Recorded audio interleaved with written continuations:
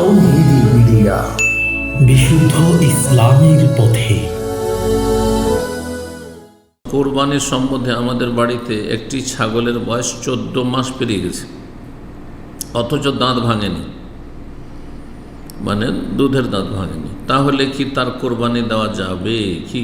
দলিল সহকারে উত্তরটি দিয়ে উপকৃত করবেন। নবী সাল্লাল্লাহু আলাইহি ওয়াসাল্লাম মোসিন্না, মোসিন্না ছাড়া কিছু জবাই করবেন না। এই মোসিন্নার অর্থ কি?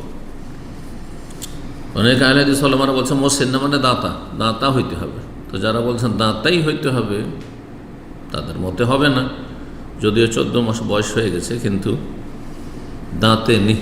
এই 14 মাস এটা হচ্ছে ছাগলের ক্ষেত্রে, হ্যাঁ ছাগলের ক্ষেত্রে, কিন্তু যদি গরু হয় তো কমপক্ষে 2 বছর বয়স হইতে হবে, ওঁট হলে কমপক্ষে 5 বছর বয়স হইতে হবে। জি, আর ছাগল হলে 1 বছর যথেষ্ট।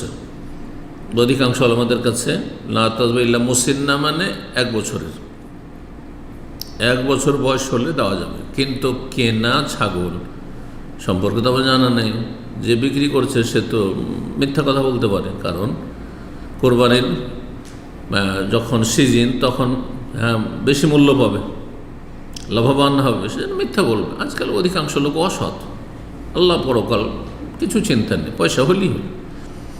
এই জন্য মোটে বিশ্বাস করা যাবে না কারোর কথা। তবে আপনারা নিজের বাড়িতে যদি মানুষ করে থাকেন 1 বছর হয়ে থাকে তাহলে জায়েজ অধিকাংশ আমাদের নিকট।